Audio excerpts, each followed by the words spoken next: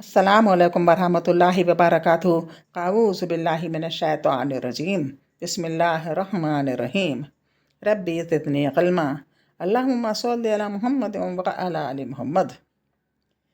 कल हमने पढ़ा था कि अल्लाह ताला ने ग़ज़वे खंदक के मुताल्लिक़ सूरह अहज़ाब में बहुत सी आयात नाजिल फरमाईं और दोनों ग़ज़वों की अहम जुज़ियात पर तबसरा फरमाया। मोमिनीन व मुनाफ़िकीन के हालात बयान फरमाए। दुश्मन के मुख्तलिफ़ गिरोहों में फूट और पस्त हिम्मती का ज़िक्र फरमाया और अहले किताब की बदअहदी के नताइज की वजाहत की। अब आगे ग़ज़वा अहज़ाब व क़ुरैज़ा के बाद की जंगी मुहम्मत नंबर 1, सलाम बिन अबीउल हक़ीक़ का कत्ल। सलाम बिन अबीउल हक़ीक़ जिसकी कुनियत अबू राफ़ा थी, यहूद के इन अकाबिर मुजरमीन में था जिन्होंने मुसलमानों के ख़िलाफ़ मुश्रिकीन को बरगलाने में बढ़ चढ़कर हिस्सा लिया था और माल और रसद से इनकी इमदाद की थी। इसके अलावा वो रसूलुल्लाह सल्लल्लाहु अलैहि वसल्लम को ईज़ा भी पहुँचाता था। इसलिए जब मुसलमान बनु क़ुरैज़ा से फ़ारिग़ हो चुके तो कबीला खज़रज के लोगों ने रसूलुल्लाह सल्लल्लाहु अलैहि वसल्लम से इसके क़त्ल की इजाज़त चाही। चूँकि इससे पहले काब बिन अशरफ का क़त्ल कबीला अवस के चंद सहाबा के हाथों हो चुका था, इसलिए कबीला खज़रज की ख्वाहिश थी कि ऐसा ही कोई कारनामा हम भी अंजाम दें। इसलिए उन्होंने इजाज़त मांगने में जल्दी की। रसूलुल्लाह सल्लल्लाहु अलैहि वसल्लम ने इन्हें इजाज़त तो दे दी, लेकिन ताकीद फरमा दी कि औरतों और बच्चों को कत्ल ना किया जाए। इसके बाद एक मुख्तसर सा दस्ता जो 5 आदमियों पर मुश्तमिल था अपनी मुहिम पर रवाना हुआ।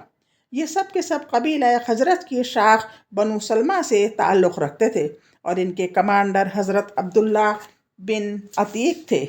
इस जमात ने सीधे खैबर का रुख किया क्योंकि अबू राफ़ा का किला वहीं था। जब करीब पहुँचे तो सूरज गुरूब हो चुका था और लोग अपने ढोंगड़े लेकर वापस हो चुके थे, यानी लोग अपने ढूर ढंगरे अपने सामान लेकर वापस हो चुके थे। अब्दुल्ला बिन अतीक ने कहा, तुम लोग यहीं ठहरो, मैं जाता हूँ और दरवाजे के पहरेदार के साथ कोई लतीफ़ हीला इख्तियार करता हूँ, मुमकिन है अंदर दाखिल हो जाऊँ। इसके बाद वो तशरीफ़ ले गए और दरवाजे के करीब जाकर सर पर कपड़ा डालकर यूं बैठ गए गोया क़ज़ाए हाजत कर रहे हैं।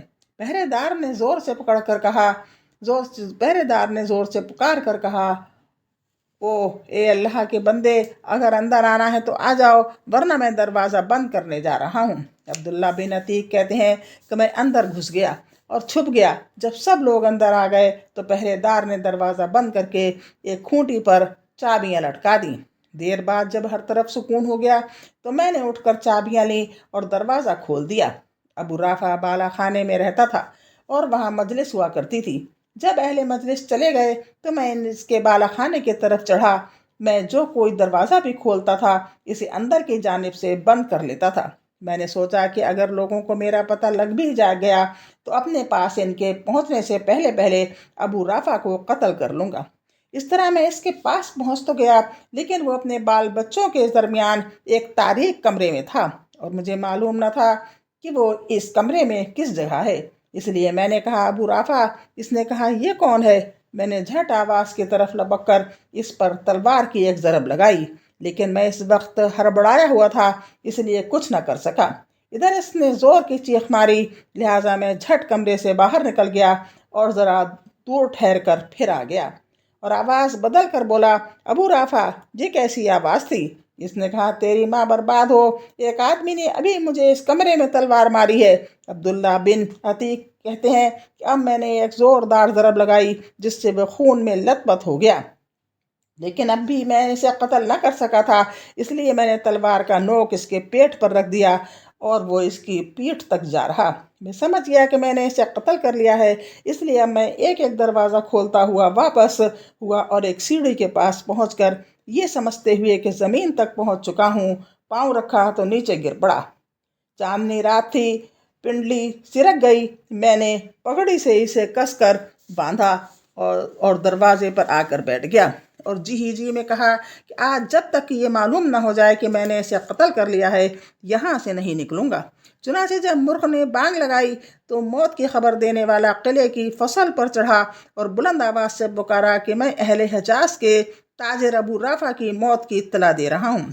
अब मैं अपने साथियों के पास पहुंचा और कहा, भाग चलो, अल्लाह ने अबू राफा को कैफर किरदार तक पहुंचा दिया।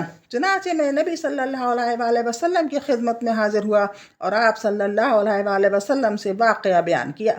तो आप सल्लल्लाहु अलैहि वसल्लम ने फरमाया, अपना पाँव फैलाओ। मैंने अपना पाँव फैलाया। आप सल्लल्लाहु अलैहि वसल्लम ने इस पर अपना दस्त मुबारक फेरा और ऐसा लगा गोया कोई तकलीफ ही न थी।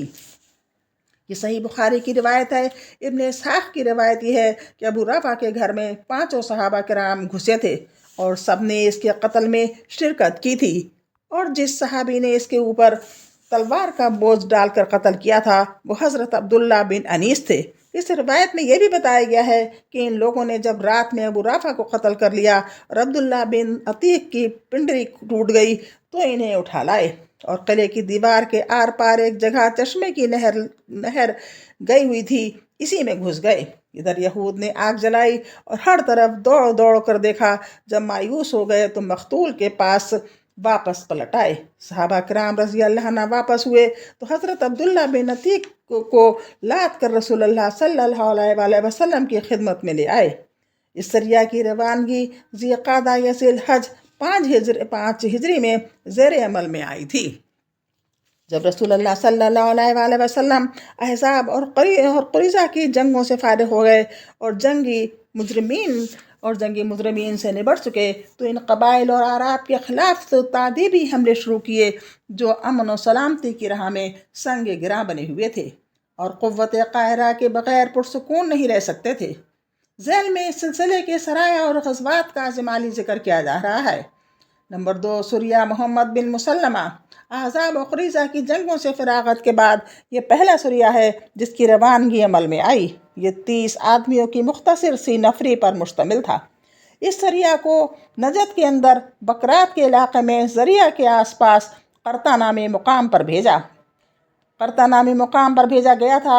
ज़रिया और मदीना के दरमियान 7 रात का फासला है। रवानगी 10 मुहर्रम 6 हिजरी को अमल में आई और निशाना बनु बुकर बिन कलाब की एक शाख थी।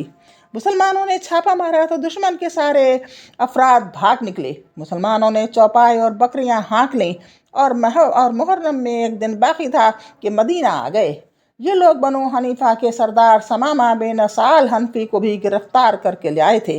वो मसीमा कज़्ज़ाब के हुक्म से भेस बदल कर नबी सल्लल्लाहु अलैहि वसल्लम को कत्ल करने निकले थे, लेकिन मुसलमानों ने इन्हें गिरफ्तार कर लिया और मदीना लाकर मस्जिद नबवी के एक खम्बे से बांध दिया। नबी सल्लल्लाहु अलैहि वसल्लम तशरीफ़ लाए तो दरियाफ़्त फरमाया, समामा तुम्हारे नज़दीक क्या है?